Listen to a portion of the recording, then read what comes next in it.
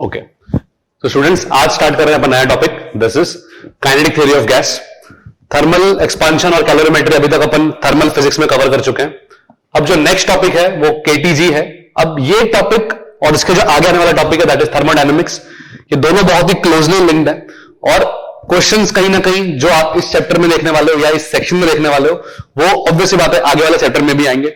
तो ये चैप्टर का स्ट्रांग होना जरूरी है. बहुत ज्यादा स्कोरिंग है. जेई मेन जेई एडवांस दोनों ही टॉपिक दोनों ही एग्जाम्स में इसका इस चैप्टर का और आगे आने वाले चैप्टर का अच्छा खासा वेटेज भी है. तो अब क्या होता है काइनेटिक थ्योरी ऑफ गैस. तो अगर अपन इमेजिन करें कि लेट्स से अपने पास एक क्लासरूम है और इस क्लासरूम में ऑब्वियस बात है अपने आसपास में एयर है. तो एयर बेसिकली बहुत सारे मॉलिक्यूल से बना हुआ है और वो सारे के सारे मॉलिक्यूल्स बेसिकली रैंडम मोशन कर रहे हैं. ठीक है, they are colliding with each other, they are colliding with the wall and they are colliding with us as of now and they are in random motion. ठीक है, अब होता क्या है कि क्योंकि इनका मोशन इंडिविजुअली अगर मैं एक मॉलिक्यूल की बात करूं तो बहुत कॉम्प्लेक्स मोशन है और इस मोशन को अपने को स्टडी करना है. अपना target kinetic theory of gas का मतलब है कि अपने को यहां पर इन मॉलिक्यूल्स के मोशन को स्टडी करना है. अब मॉलिक्यूल्स के मोशन को स्टडी करना इतना इजी नहीं है.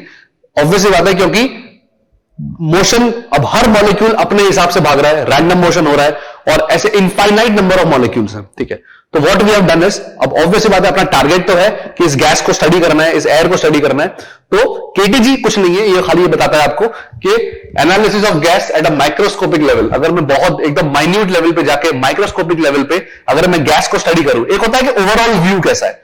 तो ओवरऑल अपन बात करते हैं कि ओके इतना प्रेशर है, इतना बेसिकली वॉल्यूम है, ये ओवरऑल व्यू हो गया. अब अगर मैं एनालिसिस करते हुए एक एक पर्टिकुलर मॉलिक्यूल के लेवल पे क्या चल रहा है उसको स्टडी करने को अपन क्या बोलते हैं, KTG, kinetic theory of gas. तो अब इसको स्टडी करने के लिए अपन ने क्या किया, क्योंकि इन रियलिटी जो गैस है उसको स्टडी करना बहुत टफ है because various factors are at work. So what we have done is अपन ने कुछ एजम्पशंस ले लिए कि लेट्स से ये जो अपनी आसपास की एयर है अगर वो आइडियल होती, अब आइडियल गैस के बारे में आप लोग केमिस्ट्री में पहले थोड़ा बहुत पढ़ चुके हो, तो आइडियल गैस के अपन ने कुछ assumption basically what is ideal gas. Upon expect करते हैं कि जो देखो अपने आसपास में जो रियल गैस है वो तो काफी कॉम्प्लिकेटेड है बिकॉज उसके अंदर एक्सटर्नल फैक्टर्स बहुत सारे वर्क पे होते हैं. अपन ने क्या किया, क्योंकि रियल गैस को स्टडी करना at such 11th-12th level is very tough, we have came up with an idea of ideal gas. Now ideal gas के साथ क्या बात है कि जो जो प्रॉब्लम्स क्रिएट करते हैं रियल गैस को स्टडी करने में, ठीक है, उसको अपन ने इरेडिकेट कर दिया है. ठीक है, जैसे अब क्या क्या है, बेसिक पोस्टुलेट्स क्या है, तो क्या बोला है सबसे पहले जो जो अपन ने एजम्पशंस लिए हैं किसके, एक गैस को आइडियल गैस की तरह बिहेव कराने के लिए, उन एजम्पशंस को अपन क्या बोलते हैं, बेसिक पोस्टुलेट्स. किसके हैं बेसिक पोस्टुलेट्स? Of KTG. ठीक है, तो केटीजी के बेसिक पोस्टुलेट्स है वो मैंने आपके सामने यहाँ पे लिस्ट बना रखी है. अब एक एक करके अपन सारे पोस्टुलेट्स पर स्टडी करते हैं और यही अपनी बेसिक थियरी बन जाएगी काइनेटिक थ्योरी ऑफ गैस की. सबसे पहले बोला है size of molecule is negligible. इसका क्या मतलब है? साइज ऑफ मॉलिक्यूल नेग्लिजिबल का मतलब है कि आप ये समझ लो कि वॉल्यूम ऑफ कंटेनर, इसका मतलब हो गया volume of container will be equal to volume of gas. ठीक है, प्लीज आप यहां पे ध्यान देना कि अगर मॉलिक्यूल का मैं साइज कंसीडर कर लेता हूं, जैसे मान लो कि यहां पे इस रूम में मैं एक मॉलिक्यूल का साइज कंसीडर कर लेता हूं, तो वॉल्यूम ऑफ गैस का मतलब पता है क्या होता है? वॉल्यूम ऑफ गैस का मतलब होता है कि वो मॉलिक्यूल कितने वॉल्यूम में फ्रीली मूव कर सकता है. Now the thing which will come into effect is, अगर मैंने इसका खुद का वॉल्यूम मान लिया, जैसे मान लो इस पूरे रूम का वॉल्यूम है V और इस खुद का इसका वॉल्यूम है लेट्स से V डैश, तो आप ये बताओ इस मॉलिक्यूल को फ्री मोशन करने के लिए कितना वॉल्यूम अवेलेबल है? फिर हो जाएगा V माइनस V डैश. ठीक है, तो इस प्रॉब्लम को हटाने के लिए इन्होंने क्या बोला कि काम करते हैं मॉलिक्यूल का साइज ही नेग्लिजिबल कर देते हैं. अगर मॉलिक्यूल का साइज नेग्लिजिबल है इसका मतलब है अब जो वॉल्यूम मिलेगा, ठीक है, एक मॉलिक्यूल को घूमने के लिए खुद का वॉल्यूम नेग्लिजिबल है, इसका मतलब है फ्रीली पूरे रूम में घूम सकता है. और इसी फैक्ट को अपन ने पहला पॉइंट बना रखा है कि मॉलिक्यूल का साइज नेग्लिजिबल है, इसका मतलब हुआ कंटेनर का वॉल्यूम और volume of gas automatically same हो गया. दूसरा है सारे मॉलिक्यूल आइडेंटिकल होंगे और एवरेज वेलोसिटी 0 है. इसका क्या मतलब है कि all are in random motion, तभी एवरेज वेलोसिटी 0 हो सकती है. मतलब अगर यहां पर इस रूम के अंदर मैं बोलता हूं कि n नंबर ऑफ मॉलिक्यूल्स हैं, ठीक है, n नंबर यहां पे बहुत लार्ज नंबर है और वो सारे के सारे मॉलिक्यूल्स रैंडम मोशन कर रहे हैं. अब रैंडम मोशन जब ये सारे मॉलिक्यूल्स करते हैं तो उस केस में क्या होता है कि अगर कोई मॉलिक्यूल मैंने मान लिया x डायरेक्शन में किसी v स्पीड से जा रहा है, तो इसकी प्रोबेबिलिटी ऑलमोस्ट 1 की प्रोबेबिलिटी है कि अगर कोई मॉलिक्यूल यहां पे v की स्पीड जा रहा है तो और उल्टी डायरेक्शन में कोई ना कोई मॉलिक्यूल्स, उन n नंबर ऑफ मॉलिक्यूल्स में से एक तो एटलीस्ट मॉलिक्यूल होगा जो v की स्पीड से अपोजिट में जाएगा। ठीक है, तो जब भी आपको ये दिखे समझ में आना और सुनना बहुत ढंग से, ये एवरेज वेलोसिटी लिखा है मैंने, एवरेज स्पीड नहीं। एवरेज वेलोसिटी 0 होगा, इसका मतलब है एवरेज मोमेंटम 0 होगा। ठीक है, और क्योंकि सबके सब मॉलिक्यूल्स किसमें है, रैंडम मोशन में, रैंडमनेस में हमेशा एक सिमेट्री होती है, जिसकी वजह से अपन एवरेज वेलोसिटी क्या बोलेंगे, 0। थर्ड पॉइंट है collision between all molecules is perfectly elastic. सारे मॉलिक्यूल्स के बीच में जो कोलिजन है इसको इलास्टिक माना गया है। इसका मतलब क्या हुआ पता है, मैकेनिकल एनर्जी अपन कंजर्व कर सकते हैं, मैकेनिकल एनर्जी कंजर्व हो जाएगी, क्योंकि सारे कोलिजन अगर इलास्टिक है तो मैकेनिकल एनर्जी लॉस नहीं होगी। इसका मतलब है गैस की एनर्जी गैस के पास ही रहेगी। अब क्योंकि अपन ने एनर्जी की बात कर ही ली है, तो एनर्जी किस तरह से हो सकती है अपन जानते हैं, मॉलिक्यूलर लेवल पे हो या इन जनरल भी हो, एनर्जी के दो फॉर्म अपन ने पढ़े हुए हैं, एक होता है पोटेंशियल और एक होता है काइनेटिक। अब चौथा पॉइंट पे आप गौर करोगे, बोला है कि मॉलिक्यूल्स एक दूसरे से इंटरैक्ट करते ही नहीं है एक्सेप्ट ड्यूरिंग कोलिजन। इसका मतलब है जब कोलिजन होगा तब तो ठीक है, इलास्टिक कोलिजन हो गया, लेकिन जैसे ही कोलिजन होगा उसके तुरंत बाद आप ये समझ लो कि इनको कोई फर्क नहीं पड़ता कि अगल बगल वाला कोई मॉलिक्यूल एग्जिस्ट कर रहा है। अगर आपस में इंटरेक्शन एनर्जी ही नहीं है तो पोटेंशियल एनर्जी ऑटोमेटिकली 0 हो गई, क्योंकि पोटेंशियल एनर्जी का दूसरा नाम ही होता है इंटरेक्शन एनर्जी। ठीक है, अगर इंटरेक्शन है ही नहीं तो पोटेंशियल एनर्जी 0 हो गई। इसका मतलब है आप यहां से ये लिख सकते हो, अगर मैं बोलता हूं एनर्जी ऑफ अ गैस किसके बराबर होगी, तो एनर्जी ऑफ गैस ऑटोमेटिकली किसके बराबर हो गई, सीधे सीधे kinetic energy of all molecules. ठीक है, तो ये बहुत इंपॉर्टेंट चीज पता लगी है। अगर मैं आपको कभी भी बोलता हूं कि मुझे बताओ गैस की एनर्जी कितनी है, तो गैस की एनर्जी कितनी होगी, पोटेंशियल तो 0 होना है, तो जो भी एनर्जी होनी है वो किस फॉर्म में होनी है, काइनेटिक एनर्जी के फॉर्म में होगी। तो काइनेटिक थ्योरी ऑफ गैस का ये बहुत बड़ा एजम्पशन है कि अगर मैं कभी भी आपसे एनर्जी ऑफ गैस की बात करता हूं तो please don't bother with the potential energy, सीधे सीधे एनर्जी किस फॉर्म में आएगी, काइनेटिक एनर्जी के फॉर्म में आएगी। ठीक है, और जो पांचवा पॉइंट है वो देखो, इसमें बोला है ग्रेविटी का इफेक्ट नेग्लेक्ट किया गया है। ग्रेविटी का इफेक्ट नेग्लेक्ट करने का फायदा पता है क्या है, अपन ये मान सकते हैं डेंसिटी इज यूनिफॉर्म,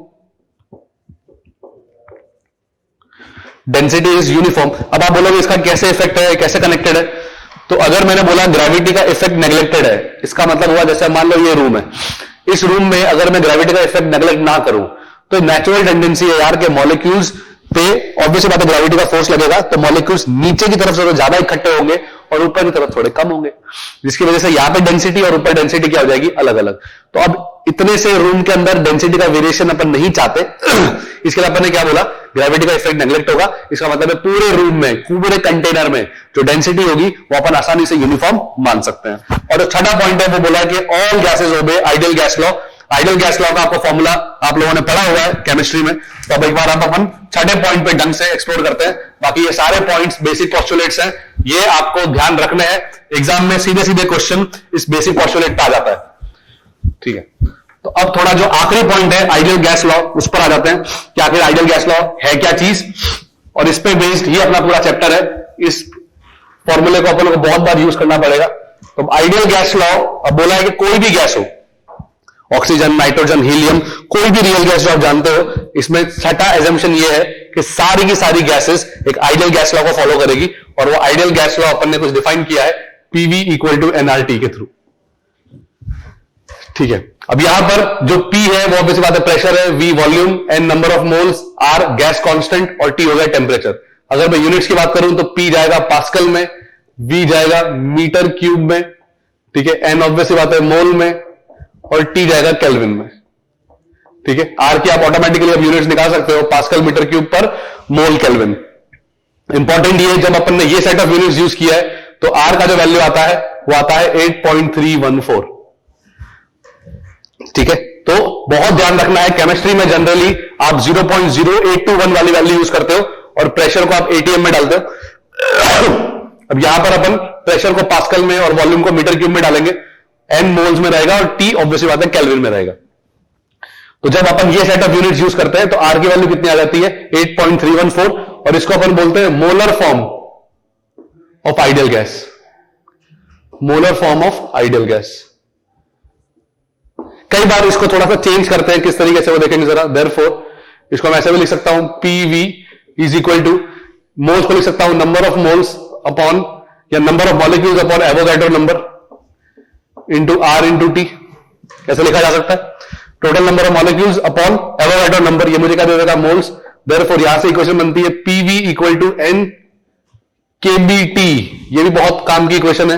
यहां पर केबी को क्या बोलते हैं, बोल्ट्जमैन कांस्टेंट। बोल्ट्जमैन कांस्टेंट जिसकी ऑब्वियस बात है वैल्यू किसके बराबर हो गई, R upon N A, R upon Avogadro number. इसको अपन बोलेंगे बोल्ट्जमैन कांस्टेंट, और इसको अपन बोलते हैं molecular form of ideal gas law.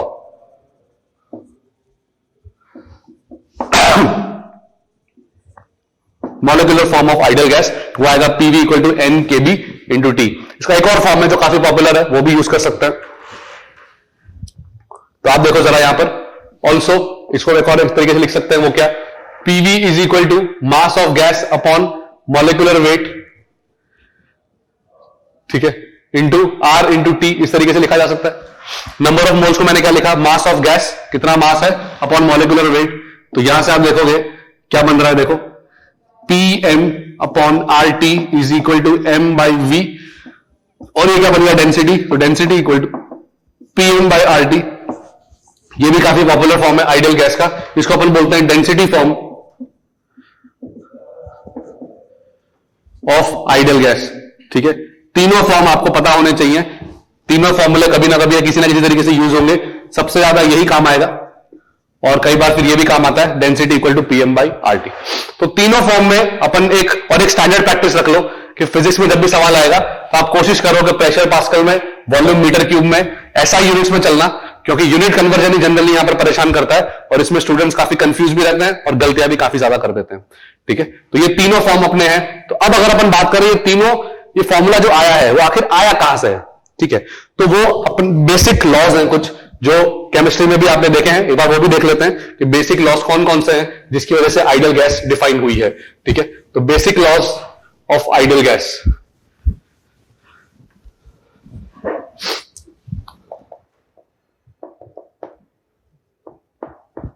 Basic laws of ideal gas.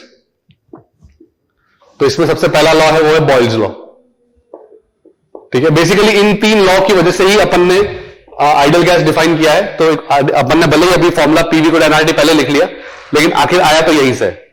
Boyle's law क्या बोलता है, एट कांस्टेंट टेम्परेचर, ठीक है, pressure is inversely proportional to volume.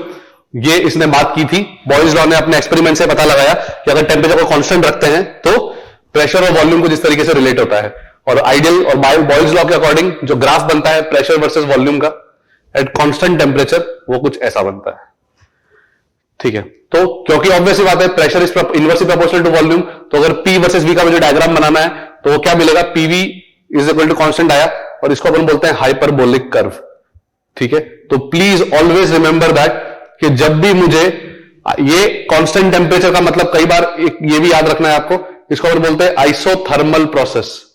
क्या बोलते हैं, आइसोथर्मल प्रोसेस, ठीक है। तो कभी अगर आपको बोला है कांस्टेंट टेम्परेचर पे प्रोसेस हो रही है, उसको अपन आइसोथर्मल बोलते हैं। और आइसोथर्म पीवी डायग्राम में कैसा दिखता है, हाइपरबोला, ठीक है। तो प्लीज ये चीज आपको ध्यान रखनी है, पीवी कर्व कैसा दिखता है बॉयल्स लॉ में। अगर मैं यहां से आपको बोलूं कि मुझे तो यार आप टीवी डायग्राम बना के दो, तो बहुत आसान है। टीवी डायग्राम कैसे बनेगा, कांस्टेंट टेम्परेचर का डायग्राम है, इस तरीके से डायग्राम तैयार, क्योंकि कांस्टेंट टेम्परेचर पे ये डायग्राम क्या बता रहा है, वॉल्यूम बढ़ रहा है, ठीक है। और हो सकता है कांस्टेंट टेम्परेचर पे वॉल्यूम घट भी रहा हो, तो इस तरीके से आ जाएगा। तो ये सारी ये प्रोसेस हो जाए, ये प्रोसेस हो गई, ये प्रोसेस हो गई, ये सब अलग अलग डायग्राम्स में आपको ग्राफ रीड करने आने चाहिए। तो ये डायग्राम है पी वर्सेस वी का, लेकिन डिनोट क्या कर रहा है, कांस्टेंट टेम्परेचर। ये ग्राफ किसका है, टी वर्सेस वी का, डिनोट क्या कर रहा है, कांस्टेंट टेम्परेचर, ठीक है। तो ये बॉयल्स लॉ की कुछ बातें हैं, इतनी आपको चीजें समझ में आनी चाहिए। सिमिलरली जो सेकंड इसका इंपॉर्टेंट लॉ है वो है चार्ल्स लॉ, ठीक है। अब चार्ल्स लॉ क्या बोलता है, एट कांस्टेंट प्रेशर की बात आती है उसमें। तो अब चार्ल्स लॉ बोलता है एट कांस्टेंट प्रेशर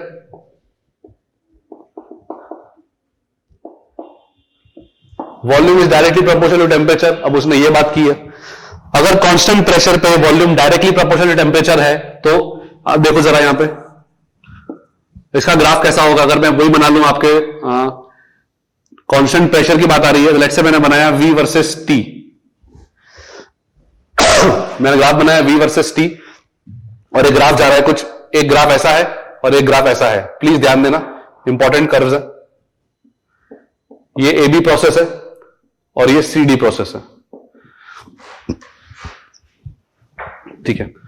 अब ये दोनों के दोनों मतलब AB और CD, ABCD दोनों के दोनों इसको अपन बोलते हैं आइसोबारिक प्रोसेस हैं। क्या है? Isobaric process. कैसे पता लगेगा ये कांस्टेंट प्रेशर है? तो आप खुद देखो जरा, VT का ग्राफ दे रखा है, V वर्सेस T का, और ये लाइन कहां से पास हो रही है? एग्जैक्टली ओरिजिन से। तो क्या इन दोनों ग्राफ को देखकर मैं बोल सकता हूं volume is directly proportional to temperature? Yes. अगर वॉल्यूम और टेम्परेचर डायरेक्ट प्रोपोर्शन में है, इसका मतलब कौन सा चार्ल्स लॉ फॉलो हो रहा है? इसका मतलब प्रेशर क्या होगा? कांस्टेंट। तो AB प्रोसेस और CD प्रोसेस दोनों के दोनों क्या होंगे? कांस्टेंट प्रेशर प्रोसेस, और उसको अपन क्या बोलेंगे? आइसोबारिक। देखो बेटा, ग्राफ रीड करना एक छोटा सा आर्ट है, वो आपको बहुत जल्दी ग्रास्प करना पड़ेगा। देखो, पहले मैंने ग्राफ बनाया था P वर्सेस V का। PV डायग्राम अगर हाइपरबोला है तो एक्चुअली वो डायग्राम होता है कांस्टेंट टेम्परेचर का। VT डायग्राम अगर स्ट्रेट लाइन है तो ये कांस्टेंट प्रेशर का डायग्राम है, ठीक है। और अगर वो यहां पे अब आप बोलोगे बताओ AB का प्रेशर बढ़ा है या CD का प्रेशर बढ़ा है, कैसे पता लगेगा? तो अब खाली यहां पे यही बोला आपसे कि अगर ये दोनों कांस्टेंट आइसोबारिक है तो आप मुझे बताओ PAB और PCD में कौन बड़ा है कौन छोटा है? ऐसा सवाल आपके सामने अगर आ गया तो इसको स्टडी करना बहुत ईजी है, क्योंकि volume is directly proportional to temperature, ठीक है। और आइडियल गैस लॉ का अपने पास इक्वेशन भी है, तो क्या मैं यहां पे लिख सकता हूं V is equal to NR upon P into T? इसका मतलब है अभी आप ये देखो, व्हाट इज दिस थिंग? ये बेसिकली स्लोप है। तो जिसका प्रेशर ज्यादा होगा उसका स्लोप कम होगा ना। तो इसका मतलब है स्लोप ज्यादा किसका है? AB का, इसका प्रेशर कम होगा। आपका आंसर डायरेक्ट आ गया, PCD will be greater than PAB, ठीक है। तो ऐसे क्वेश्चन आ सकते हैं, बताओ प्रेशर कंपेयर करना है तो बहुत आसान है, आपको ग्राफ देखना है, एक अलग से इक्वेशन लिखो, इक्वेशन लिखकर कंपेयर करो, आपका ऑटोमेटिकली इजीली आंसर आ जाएगा। तो ये हुआ आपका चार्ल्स लॉ कि कांस्टेंट प्रेशर पे कैसे ग्राफ बनते हैं, ठीक है। अब जो नेक्स्ट है इसमें वो है गेल-ल्यूसेक लॉ, एक बार उस पर भी आ जाते हैं। अब ये क्या बोलता है? ये बात करता है कांस्टेंट वॉल्यूम की। गेल-ल्यूसेक लॉ अब ये बात करता है कांस्टेंट वॉल्यूम। अब ये बोलता है pressure is directly proportional to temperature. तो ठीक है, अगर कांस्टेंट वॉल्यूम पे ये सीन है तो इस बार ग्राफ बनाओगे आप किसका? आप बनाओगे P वर्सेस T का, या चाहो तो T वर्सेस P का बना लो। चलो थोड़ा अलग कर लेते हैं, T वर्सेस P का डायग्राम बनाता हूं लेट्स से। अगर T वर्सेस P का डायग्राम बना रहा हूं तो अब मैंने डायग्राम बनाया कुछ ऐसा, AB, ये वापस मैंने बना दिया CD। अब क्या ये दोनों के दोनों, अब ये देखना सुनना ढंग से, ये ग्राफ बनाया मैंने T वर्सेस P का, क्या ये आइसोकोरिक प्रोसेस है? क्या ये कांस्टेंट वॉल्यूम प्रोसेस है? कांस्टेंट वॉल्यूम का दूसरा नाम होता है आइसोकोरिक। ये वर्ड्स आपको पता रखने हैं क्योंकि अभी सूनर और लेटर ये सारे वर्ड्स आपके सामने प्रेजेंट होने ही वाले हैं। तो अब AB और CD प्रोसेस दोनों की दोनों क्या है? आइसोकोरिक प्रोसेस है, ये आपको ध्यान रखना है। कैसे पता लगेगा? क्योंकि आप देखो इन दोनों को आप डिफाइन अगर करो तो क्या टेम्परेचर और प्रेशर डायरेक्टली प्रोपोर्शन में है? बिल्कुल है। ओरिजिन से पास कर रहे हैं? बिल्कुल ओरिजिन से पास कर रहे हैं। तो ये कैसा प्रोसेस हो गया? Constant volume process. अगर एक कांस्टेंट वॉल्यूम है तो वापस यहां से कंपेयर करने को बोलेगा, आप बताओ VAB और VCD में कौन बड़ा है कौन छोटा है? तो कैसे कंपेयर करेंगे? फिर से आइडियल गैस की इक्वेशन पकड़ लो। आइडियल गैस की इक्वेशन क्या बोलेगा आपको? T is equal to V upon NR into P, ठीक है। क्योंकि यहाँ पे एक्स एक्सिस पे कौन है? प्रेशर, वाई एक्सिस पे कौन है? टेम्परेचर। तो y इक्वल टू mx हो गया। अब आप खुद देखो ये क्या बन गया? ये स्लोप बन गया। तो जिसका वॉल्यूम ज्यादा उसका स्लोप ज्यादा, तो VAB will be greater than VCD। आपका सवाल हो गया। तो y एक्सिस पे टेम्परेचर है इसलिए मैंने टेम्परेचर को यहां रखा। पिछले वाले क्वेश्चन में आप देखोगे तो मैंने y एक्सिस पे वॉल्यूम को रखा था और x एक्सिस पे टेम्परेचर को रखा था, इसलिए मैंने इक्वेशन में आप देखोगे वहां पे प्रेशर डिनोमिनेटर में आ गया था और यहां पर वॉल्यूम न्यूमरेटर में आ गया, ठीक है। तो ये तीनों बेसिक इक्वेशंस आप देखो, pressure directly proportional temperature, volume proportional temperature, pressure inversely proportional to volume, और इन तीनों को ही मर्ज करके अपन एक फाइनल फॉर्मूला बनाया है और वो फॉर्मूला है PV इक्वल टू NRT, और ये फॉर्मूला अपने को ध्यान रखना है, ठीक है। तो आइडियल गैस अल्टीमेटली इन तीनों लॉस का कॉम्बिनेशन है। एक एक करके अपने तीनों लॉस देखे, तीनों के करस्पॉन्डिंग जो ग्राफ बने हैं वो ग्राफ पे आपको समझ में आना चाहिए कि AB प्रोसेस और CD प्रोसेस के मतलब जो भी TV diagram, TP diagram, PT diagram, ऐसे बहुत सारे ग्राफ बनकर आएंगे और ग्राफ की स्टडी ही सबसे ज्यादा इंपॉर्टेंट है, ठीक है। क्योंकि इस पर्टिकुलर चैप्टर में तो ग्राफ इतने ज्यादा आएंगे नहीं, लेकिन जैसे जैसे आप आगे बढ़ोगे, थर्मोडायनेमिक्स की तरफ बढ़ोगे, तो ये सारे सवाल बहुत ज्यादा आएंगे और यही सारे क्वेश्चन आपको अल्टीमेटली टैकल भी करने हैं, ठीक है। तो ये तो अपना इंट्रोडक्शन वाला पार्ट हुआ केटीजी का, कि भाई किस तरीके से सारे के सारे लॉज और आइडियल गैस की इक्वेशन और बेसिक पोस्टुलेट्स गवर्न करते हैं। अब इस पर अपन कुछ छोटे छोटे से प्रॉब्लम्स देख लेते हैं, ठीक है। स्टार्ट करते हैं प्रॉब्लम्स फिर।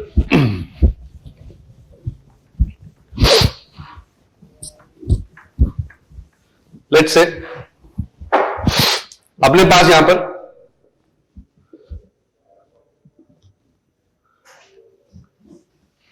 दो बल्ब्स दे रखे हैं या कंटेनर्स दे रखे हैं, ऐसा समझ लो, और यहां पर बेसिकली अपन एक स्टॉपर लगा रखा है।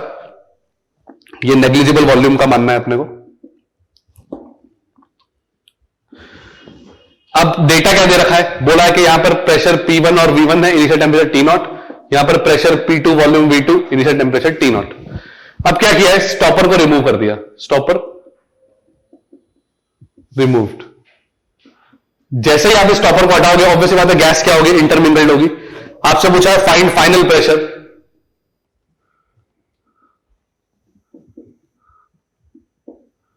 Of gas. बोला फाइनल प्रेशर कितना होगा इस गैस का, अगर यहां पर अपन ने अलग तरीके से इसको प्रेशर और वॉल्यूम पे रखा हुआ है, यहां पे अलग तरीके से रखा हुआ है। इस सिचुएशन को समझने का तरीका बहुत आसान है, और वो ये कि यहां पर अल्टीमेटली और कुछ हो ना हो, लेकिन इस पर्टिकुलर सेक्शन में कुछ गैस के मोल्स हैं, इस पर्टिकुलर सेक्शन में कुछ गैस के मोल्स हैं, और फाइनली जैसे ही अपन स्टॉपर को हटाएंगे, तो आप मुझे बताओ गैस के पास अल्टीमेटली कितना वॉल्यूम हो जाएगा, total volume V1 plus V2। इसका मतलब है यहां पर आपको सिर्फ इतना काम करना है, N1 plus N2 is equal to N dash. Finally जो मोल्स होंगे और जो स्टार्टिंग के मोल्स हैं उसको इक्वेट कर दो, आपका काम आसानी से हो जाएगा। तो P1 V1 upon R T0 plus P2 V2 upon R T0 is equal to P dash V1 plus V2 upon R T0। देखो इस क्वेश्चन, अच्छा क्वेश्चन ये आगे भी बनेगा, सेम टू सेम क्वेश्चन वापस आगे भी आएगा। यहां पर मैं क्या करूंगा, टेम्परेचर को भी चेंज करूंगा, तो वो बहुत अच्छा सवाल है। लेकिन अभी यहां पर तो बहुत आसानी से आपका काम बन जाएगा कि यहां पर देख रहे हो कि टेम्परेचर चेंज होना ही नहीं है, क्योंकि दोनों का टेम्परेचर पहले से सेम था। तो ये सारे टर्म यहां से कट जाएंगे और यहां से आपको आसानी से P डैश मिल जाएगा, और आंसर आ जाएगा आपका P1 V1 plus P2 V2 whole upon V1 plus V2, और ये आपका आंसर तैयार, ठीक है। तो ये क्वेश्चन मैंने सिर्फ इसलिए कराया है क्योंकि ये जो एस्पेक्ट आपने अभी देखा है, दिस इज मोल कंजर्वेशन, और मोल कंजर्वेशन इस चैप्टर में सबसे ज्यादा यूज होने वाला है। तो आप इस पर्टिकुलर चीज को दिमाग में हमेशा रखेंगे कि जब भी काइनेटिक थ्योरी ऑफ गैस या थर्मोडायनामिक्स के प्रॉब्लम में डील कर रहे हो, तो दिमाग में हमेशा क्लिक करना चाहिए कि यार मोल कंजर्वेशन कहीं लगा सकते हैं क्या। यहां पर देखो गैस बेसिकली ट्रैप है, ट्रैप्ड गैस के अंदर हमेशा मोल कंजर्वेशन स्ट्राइक करना चाहिए, एक इक्वेशन आपकी तुरंत वहीं बन जाएगी, ठीक है। तो ये तो एक पर्टिकुलर सवाल हुआ। अब इसमें और कैसे सवाल आ सकते हैं, तो जरा एक बार देख लेते हैं। लेट्स से अब आपके सामने आपके पास एक कंटेनर दे रखा है, ठीक है, और बोला है कि एक कंटेनर में एक गैस ट्रैप्ड है। समझना, एक कंटेनर है, इसके अंदर गैस ट्रैप्ड है, और लेट्स से अभी इसका जो प्रेशर है वो 800 किलो पास्कल है, और जो टेम्परेचर है वो लेट्स से लेता हूं 300 केल्विन, ठीक है। अब मैं बोल रहा हूं कि मैंने इसको सिस्टम को हीटअप करना स्टार्ट किया, ठीक है, इसको मैंने गर्म करना स्टार्ट किया। बोला है कि container walls can withstand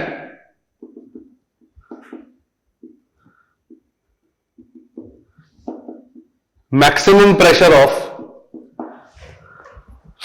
let's say 10 to the power 6 pascal, और आपसे पूछा है find maximum temperature of gas. बोला है कि अगर कंटेनर वॉल्स के पास मैक्सिमम प्रेशर इतना झेलने की ताकत है, मतलब अगर इससे ज्यादा प्रेशर हुआ तो ये कंटेनर ब्लास्ट हो जाएगा, कंटेनर बर्स्ट हो जाएगा। तो बोला बताओ मैक्सिमम टेम्परेचर गैस का कितना हो सकता है। तो बहुत आसान है, यहां पर आप क्या देख रहे हो, इस पर्टिकुलर सिचुएशन में अगर अपन चाहते हैं कि ये बर्स्ट ना हो, तो जब तक ये बर्स्ट नहीं होता तब तक तो इस कंटेनर का वॉल्यूम कंजर्व है। अगर वॉल्यूम कंजर्व है सो बहुत आसानी से, सिंस वॉल्यूम इज कांस्टेंट, मैं यहां पर लिख सकता हूं P1 by T1 is equal to P2 by T2। क्योंकि वॉल्यूम कांस्टेंट है, इसका मतलब है P1/T1 बराबर P2/T2 होगा। तो पहले प्रेशर कितना है देखो जरा, तो वो है 800 या 8 × 10⁵। टेम्परेचर कितना है 300 केल्विन। फाइनली प्रेशर कितना हो सकता है 10⁶, और यहां से आपको T फाइनल मिल जाएगा, आपका आंसर तैयार है। इसको सॉल्व कर लो आप आसानी से। तो फाइनल टेम्परेचर कितना इजीली मिल गया, क्योंकि यहां पर एक गैस ट्रैप्ड है, गैस ट्रैप है, इसका मतलब मोल कंजर्वेशन, और यहां पर तो वॉल्यूम तक कांस्टेंट है, तो अपने सीधा सीधा कांस्टेंट वॉल्यूम वाला कौन सा हो गया, गेल-यूसेक लॉ लगा दिया।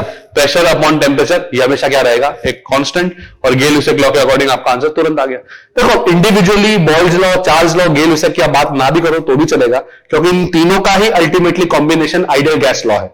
ठीक है, तो आप ये समझ सकते हो कि अगर मैं वॉल्यूम कांस्टेंट है तो मुझे पता है यार कि P/T बराबर P2/T2 होगा। अब कोई बोलेगा सर नंबर ऑफ मोल्स भी तो आएंगे, तो बेटा मैं वही बोल रहा हूं कि नंबर ऑफ मोल्स दोनों तरफ आएंगे, क्योंकि मोल्स तो कंजर्व्ड है, तो मोल्स तो वैसे भी कैंसिल होंगे, और इफेक्टिवली वो आइडियल गैस लॉ किसमें क्या बोलते हैं कन्वर्ट हो गया, अल्टीमेटली किसमें कन्वर्ट हो गया, गेल-यूसेक लॉ में कन्वर्ट हो गया। ठीक है, तो इट्स नॉट नेसेसरी कि आपको हर जगह इन्वोक करना पड़े कि गेल-यूसेक लग रहा है, चार्ल्स लग रहा है या बॉयल लग रहा है। अपन सिंपली आइडियल गैस की बात कर रहे हैं, और आइडियल गैस के अकॉर्डिंग अपना ये आंसर आ जाएगा।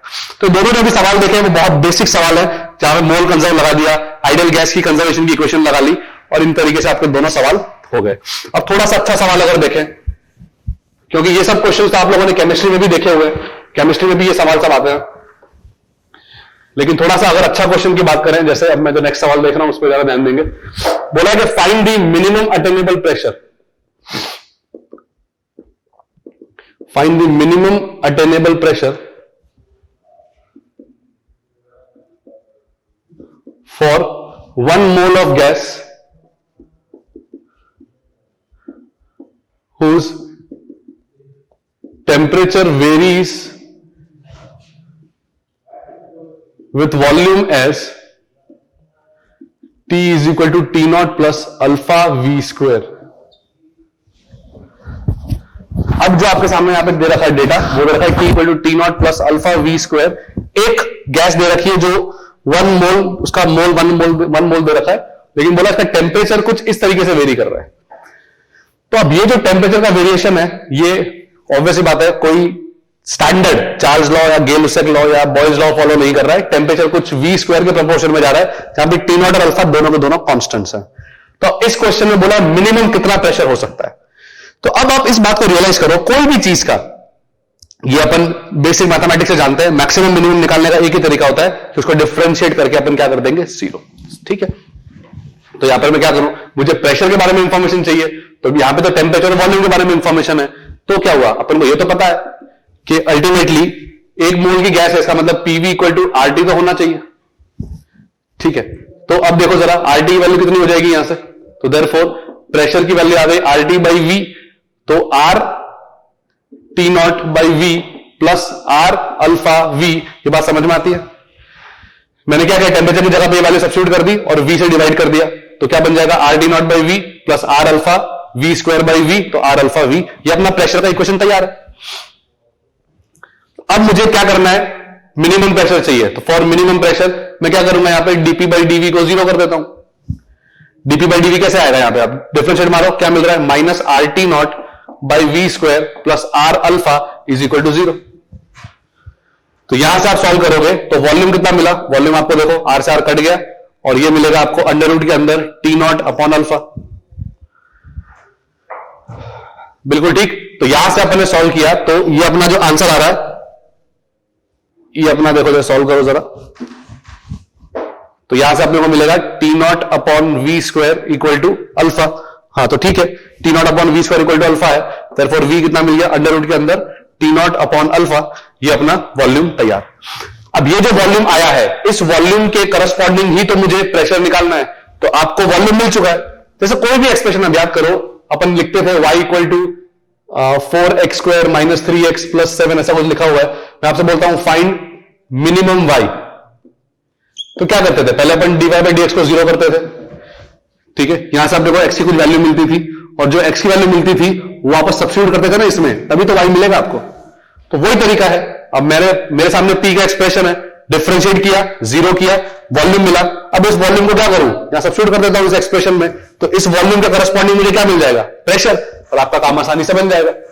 ठीक है, तो यहां पे सब्स्टिट्यूट कर दो, देखो कितना इजीली आंसर आ जाएगा। देयरफॉर प्रेशर कितना आ गया, आर टी नॉट, और वी की जगह पे डाल दो under root of T naught by alpha plus R alpha under root of T naught by alpha. ठीक है, तो देखो यहां से क्या एक्सप्रेशन बन रहा है, तो therefore P is equal to, यह आएगा आपका R into root alpha T naught plus ये भी बन रहा है R into root alpha T naught. आपका आंसर आ गया 2R under root of alpha T naught. ये आपका आंसर तैयार है, और यही आपका क्या हो जाएगा, मिनिमम प्रेशर। ठीक है, तो खाली अपने वैल्यू सब्स्टिट्यूट की है, प्रेशर का अपना ये एक्सप्रेशन बन गया, ये जो वॉल्यूम की वैल्यू आई सब्स्टिट्यूट मार दी। तो ये फिजिक्स से ज्यादा मैथमेटिकल प्रॉब्लम है कि अगर अपने को बोला कि टेम्परेचर को इस तरीके से वेरी कर रहा है, तो कुछ भी हो अल्टीमेटली गैस होगी तो आइडियल गैस बना के अपन ने एक्सप्रेशन लिखा, डिफरेंशिएट किया, आसानी से अपना आंसर आ गया, क्वेश्चन आसानी से क्लियर हो गया। ठीक है, अब कुछ और सवाल आते हैं, जैसे वो क्या सवाल है, तो ये सवाल तो बहुत इंपॉर्टेंट है और काफी अच्छा सवाल भी है।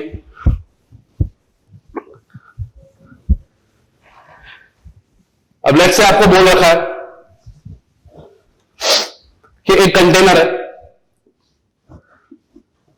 ठीक है, इस कंटेनर में बेसिकली पहले 2 एटमॉस्फेयर में और particular temperature let's say 350 kelvin पे एक गैस ट्रैप है। ठीक है, 2 एटमॉस्फेयर 350 केल्विन में एक पर्टिकुलर गैस ट्रैप है, वॉल्यूम भी लेट्स से आपको दे रखा है 1 लीटर। ये सब डेटा आपको दे रखा है कि भाई ऐसा कुछ सीन चल रहा है। अब क्या किया, अचानक से इसमें एक छोटा सा होल क्रिएट कर दिया, तो अब वैसे बात है गैस बेसिकली बाहर की तरफ निकलेगी। ठीक है, आपसे बोलता है कि after a long time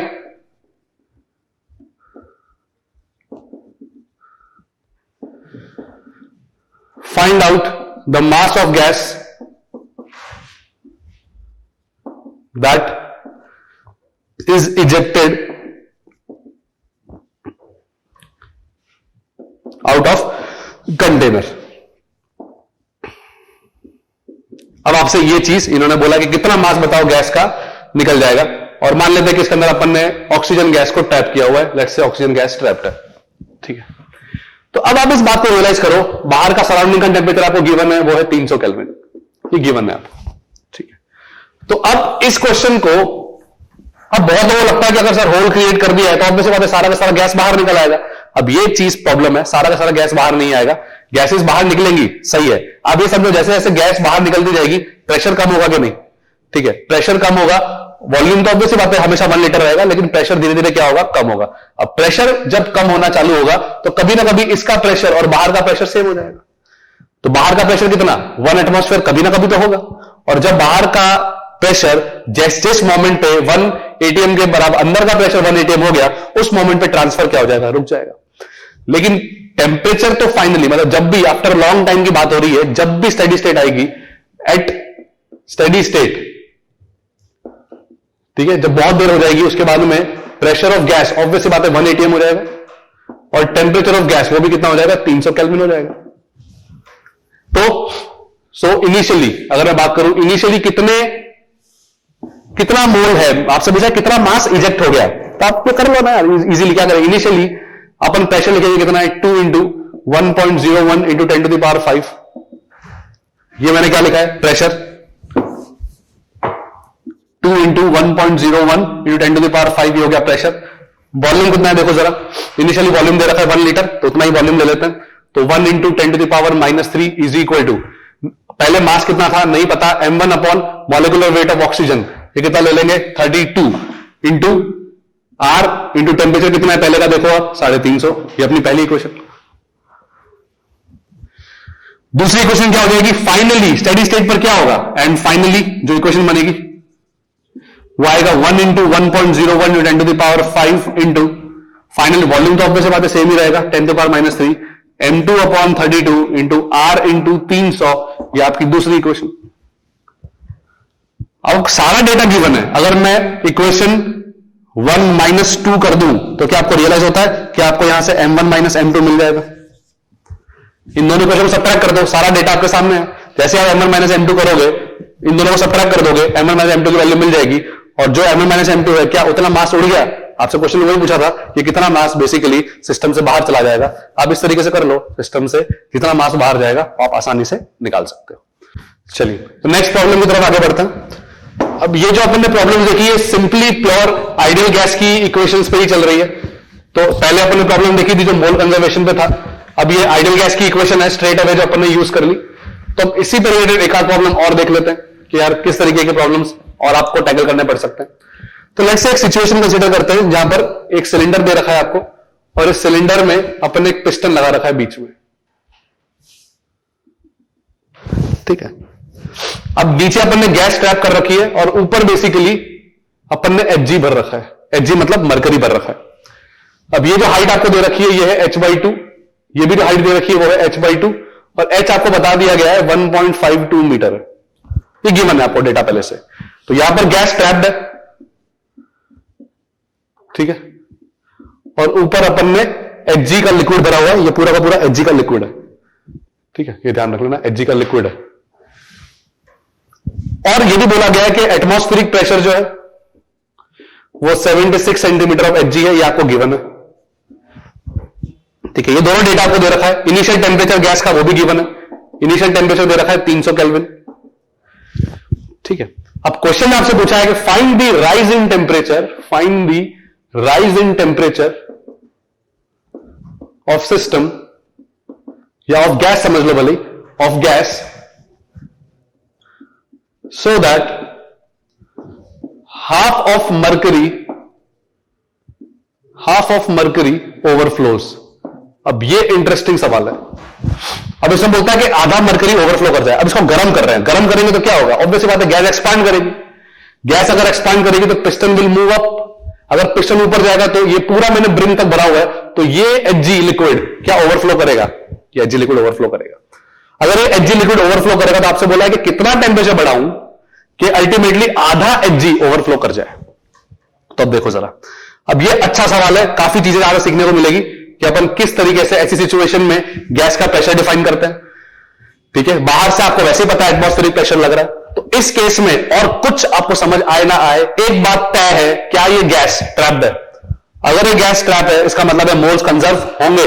so यहां पर आपको काम इतना सा करना है, P1 V1 by T1 equal to P2 V2 by T2, बस आपका यही काम है। इतना काम अगर हो गया आपका सवाल वैसे ही बन जाएगा। तो अब इनिशियली प्रेशर कैसे लिखेंगे? तो अब देखो जरा, बाहर से जो प्रेशर लग रहा है वो लग रहा है 76 सेंटीमीटर ऑफ Hg। लग रहा है नहीं लग रहा? इतना लग रहा है। और ये खुद लेंथ कितनी है? ये Hg का कितना लेंथ है? ये खुद भी 76 सेंटीमीटर है। तो 76 प्लस 76, अब यहां पर जो प्रेशर लगेगा वो 76 प्लस 76 कितना हो गया? 152। अब पिस्टन ऑब्वियस बात है आपको लाइट दे रखा है, पिस्टन का कोई वजन नहीं है, तो 152 सेंटीमीटर ऑफ Hg। तो और अगर ये इस जगह पे इक्विलिब्रियम में है तो प्रेशर ऑफ गैस उतना ही होगा जितना बाहर से ऊपर से प्रेशर लग रहा है। तो ऊपर से प्रेशर कितना लग रहा है? 152। तो मैं लिख रहा हूं 152 सेंटीमीटर ऑफ Hg, और इसको मैं अगर मल्टीप्लाई कर देता हूं रो ऑफ Hg इंटू जी से, तो क्या ये पूरा का पूरा सिस्टम 152 सेंटीमीटर ऑफ Hg है, तो मुझे डिवाइड भी करना पड़ेगा 100 से। तो रो जी एच, ये क्या लिखा है मैंने? रो जी एच, ये क्या मिल गया मुझे? प्रेशर। किस में? पास्कल में, ठीक है। तो आपको कन्वर्ट करना भी आना चाहिए, लेंथ्स को पास्कल में कैसे कन्वर्ट करना है। तो मुझे पता लग गया कि प्रेशर कितना है यहां पे टोटल 152 सेंटीमीटर ऑफ Hg, लेकिन 152 centimetre of Hg is not a unit of pressure, it is a unit of length. तो मुझे कन्वर्ट तो करना पड़ेगा उसको पास्कल में। तो पास्कल में कन्वर्ट करने का तरीका क्या? अगर आपको लेंथ पता है तो उसको सीधा सीधा रोजी से मल्टीप्लाई कर दो, you will get the pressure. Now what is the volume?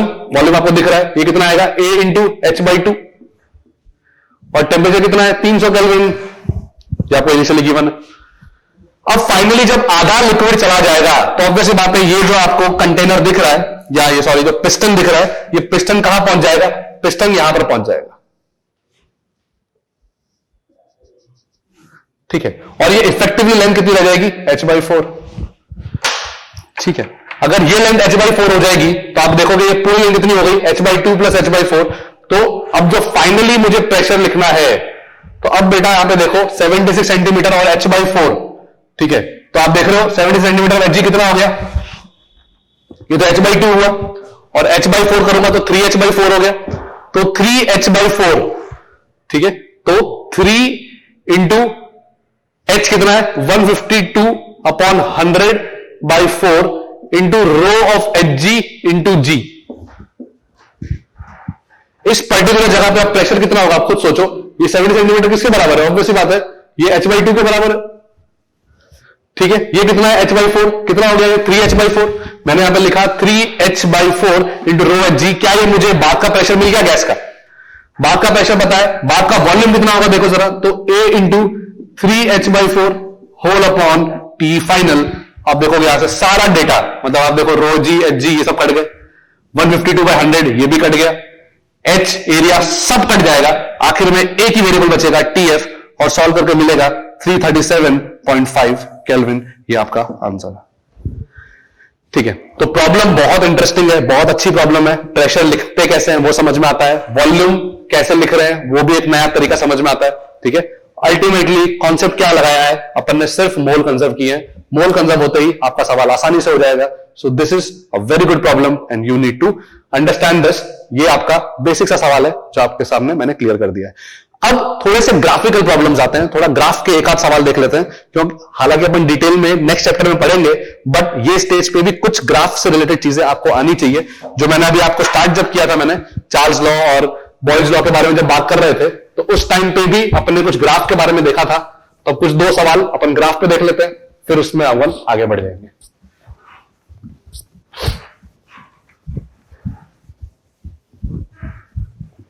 तो लेट्स सर आपके सामने जो ग्राफ बना रहा हूं मैं, ये ग्राफ मैंने बनाया है V वर्सेस T का, और आपके सामने कुछ ऐसी प्रोसेस दे रखी है। लेट्स से ये ABC प्रोसेस दे रखी है। ठीक है, आपसे कहा गया है कि आपको इसका PV डायग्राम बनाना है। क्या बनाना है? PV डायग्राम बनाना है। तो अब ये कैसे बनेगा? अब ये बहुत इंटरेस्टिंग सवाल है। एक तो होता है कि आपके सामने 4 ऑप्शन दे दिए जाए, वो तो आप ढूंढ सकते हो। अब यहां पे ऑप्शन नहीं है, लेट्स से ये सब्जेक्टिव सवाल है। तो सब्जेक्टिव क्वेश्चन में आपसे बोला है कि इस पर्टिकुलर सिचुएशन का आपको पीवी डायग्राम बनाना है। तो एक एक करके चलते हैं। आप मुझे बताओ AB कैसा प्रोसेस है? AB है आइसोथर्मल प्रोसेस। BC कैसा प्रोसेस है? Isochoric process. और C2A कैसा प्रोसेस है? यह है आइसोबारिक प्रोसेस। ये चीजें समझ में आनी चाहिए। मैं वापस समझा रहा हूं, वापस ढंग में सुनेंगे। A से B में आप देखो टेम्परेचर कांस्टेंट है, हर जगह टेम्परेचर सेम है, आइसोथर्मल। B से C में हर जगह वॉल्यूम कांस्टेंट है, ये क्या हो गया? आइसोकोरिक। अब VT डायग्राम में कौन ये लाइन, ये क्या, ये लाइन आपको बता रहा है वॉल्यूम में डायरेक्टली प्रोपोर्शनल टू टेम्परेचर। और क्या ये ओरिजिन से पास कर रहा है? यस। अगर ये ओरिजिन से पास कर रहा है और volume directly proportional to temperature है, तो क्या ये कांस्टेंट प्रेशर का लाइन हो गया? क्या ये अल्टीमेटली जो आपको बता रहा था ये चार्ल्स लॉ हो गया? तो चार्ल्स लॉ वाली लाइन में अपन कौन सी बोलते हैं? Constant pressure. तो ये आइसोथर्मल, आइसोकोरिक, आइसोबारिक। अब अपने को ये ग्राफ बनाना है, पीवी में कन्वर्ट करना है। तो अब मैं पीवी डायग्राम बनाता हूं। तो लेट्स से अब आप देखो A से B में कांस्टेंट टेम्परेचर पे, सुनना, कांस्टेंट टेम्परेचर पे वॉल्यूम बढ़ रहा है, मतलब प्रेशर घटेगा। कांस्टेंट टेम्परेचर पे अगर वॉल्यूम बढ़ेगा तो प्रेशर घटेगा, और अगर प्रेशर घटेगा तो डायग्राम इसका कुछ इस तरीके से बनेगा।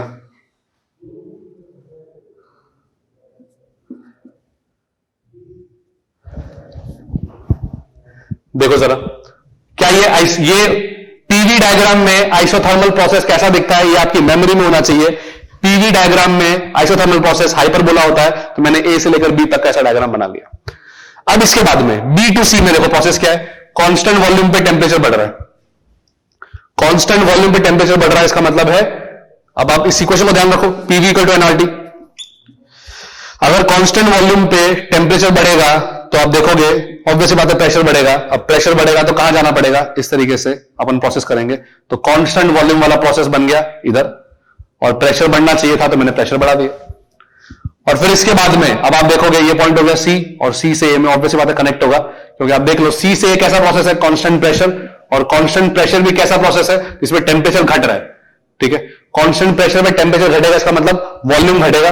वॉल्यूम घटेगा मतलब इस तरीके से डायग्राम आपका तैयार हो गया। तो ये आपका पूरा प्रोसेस बन गया ABC, आपको पीवी डायग्राम आपका तैयार हो गया। बहुत ज्यादा इंपॉर्टेंट क्वेश्चन है, आपको ऐसे ग्राफ बनाने आने चाहिए, एक एक सिचुएशन को प्लॉट करना आना चाहिए। ये आपका सिंपल सा पीवी डायग्राम बन गया। मैं आपको एक और क्वेश्चन देता हूं इसी पे, इस क्वेश्चन को भी समझने की कोशिश करो कि किस तरीके से सवाल हो सकते हैं। पीवी डायग्राम और ये सब सारे डायग्राम्स ही हैं, आपस में कन्वर्ट करने आएंगे तो आपको काफी अच्छा भी लगेगा और ये काफी स्कोरिंग भी है टॉपिक। लेट्स से आपके सामने मैंने पीवी डायग्राम दे रखा है। ठीक है,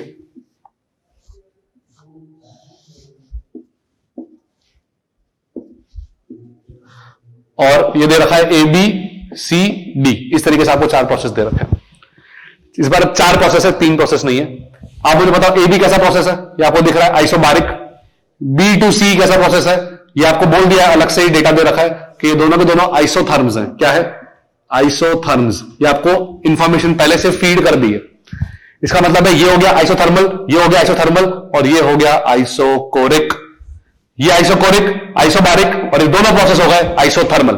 ठीक है, अब इनको आपको बोला है कि प्लॉट करना है, draw PT diagram, pressure versus temperature का डायग्राम ड्रॉ करना है। तो अब कैसे करेंगे, तो जरा देखते हैं।